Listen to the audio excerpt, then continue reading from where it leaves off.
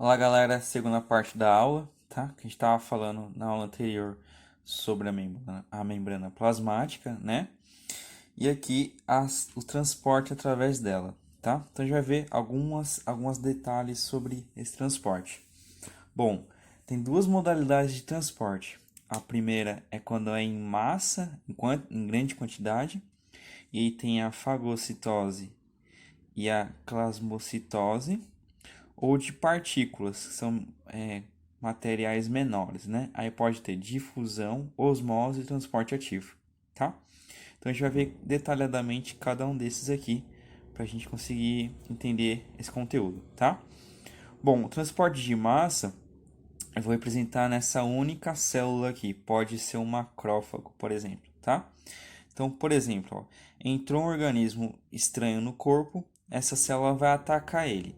Então, ela vai englobar. Então, assim, ó, tem um corpo estranho aqui, a célula vai se arrastando, criando os pseudópodes, tá? Vai se projetando até a hora que ela engloba, tá? Englobou aqui, ó, ela vai criar o que a gente conversou na aula passada sobre as organelas do vacúolo digestório, tá? Esse aqui já é o vacúolo digestório.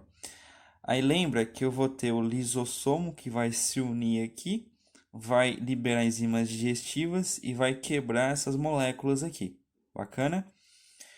Bom, então esse processo é a fagocitose. Geralmente ele vai ocorrer quando você tem sólidos, tá? E tem um outro processo que é bem semelhante, que é a pinocitose, mas nesse processo a célula não se arrasta, não se move em direção a, ao que tem que ser digerido, geralmente o líquido, né? Ele vai em direção à célula, mas ele vai ser digerido também, tá? Então, endo é entrada, então é o que vai entrar na célula, tudo bem? Então, depois que ele é digerido, ele vai sendo quebrado e tem algumas coisas que não vão servir para a célula. Ela vai ter que jogar fora. Então, ela vai fazer uma exocitose. Exo quer dizer para fora, tá? E aí eu vou ter o processo de plasmocitose, que ela quando ela está liberando os restos, tá? Ou também tem um processo onde a célula joga coisas fora, para fora dela, né? Mas não é coisas inúteis, não são restos, são coisas que são úteis, tá? Por exemplo, quando a célula está secretando alguma coisa. Então, se eu tenho uma célula, por exemplo, uma glândula sudorípara, né? Essa glândula é formada por células, as células vão liberar essas substâncias. Então, ela está fazendo uma secreção. Se eu tenho células das glândulas mamárias, ela vai secretar o leite materno. Então, ela vai secretar, vai eliminar materiais úteis, tudo bem? Não são coisas que estão sendo jogadas fora para realmente eliminar, não são restos, tá? Então, aqui é o transporte de materiais grandes, tá?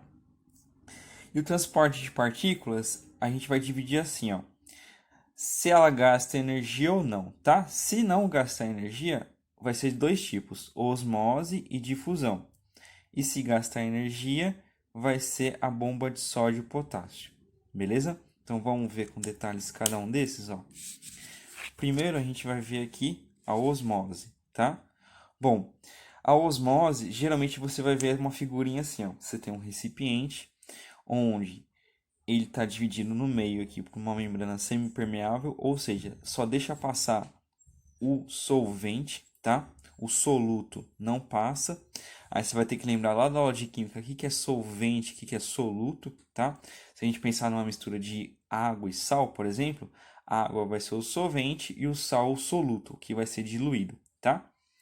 Beleza. E aí, ó, você tem de um lado uma solução concentrada, mais concentrada, e de outro lado uma solução menos concentrada, tá?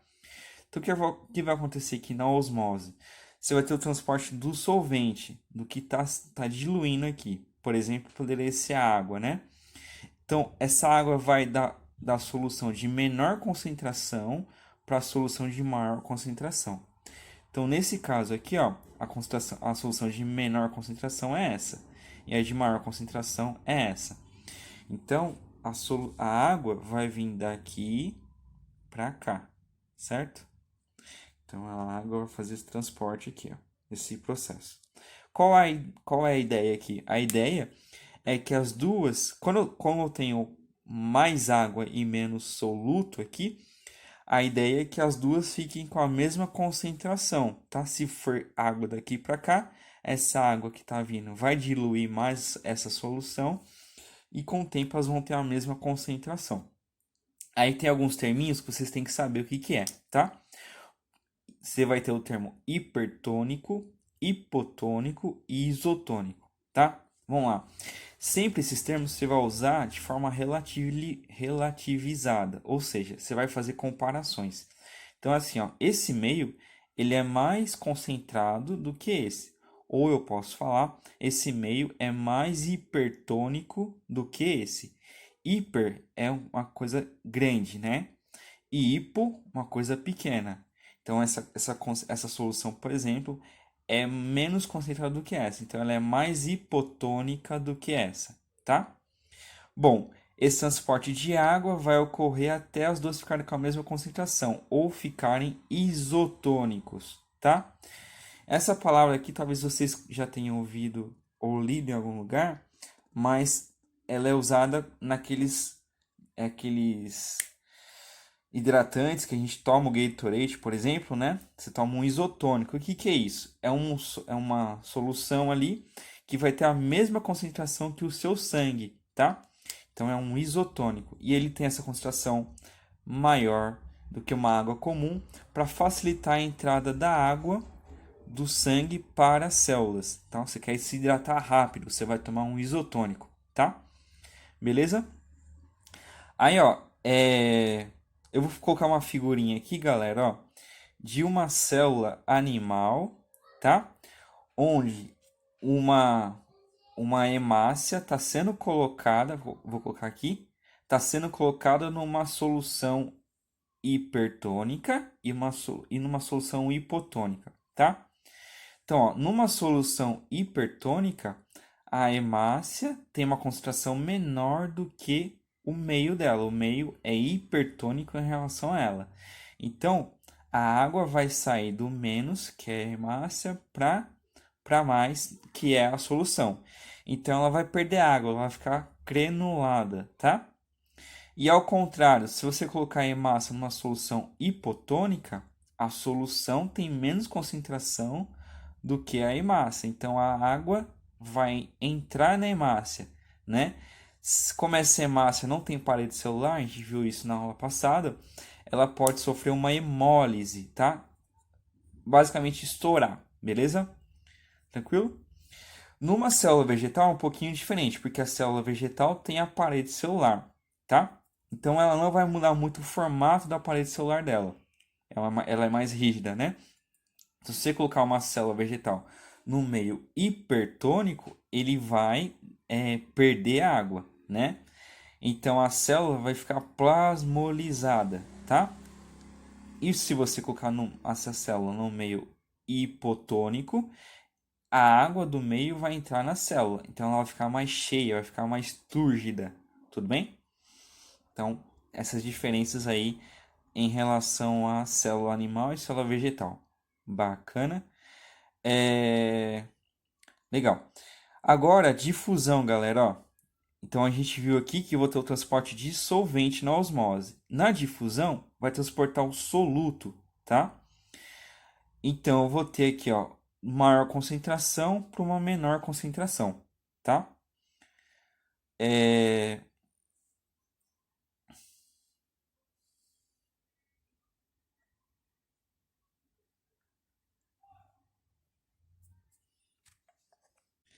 Continuando aqui, galera. Difusão. Então, aqui eu vou transportar o soluto, tá? Então, eu vou ter uma região no recipiente que está mais concentrada de soluto e uma região está menos concentrada. Então, o soluto vai se mover sem gastar energia daqui, da mais concentrada para menos concentrada. Vou colocar a figurinha aqui também para mostrar isso, tá? Para a gente perceber, tá? Eu gosto de usar esse exemplo quando o exemplo do suco, né? O suco em pozinho. Então, se você colocar o suco na superfície da água e não mexer, ele sozinho ele vai se distribuindo pela água. Isso não acontece apenas pela gravidade, tá? O processo de difusão faz isso também, tá?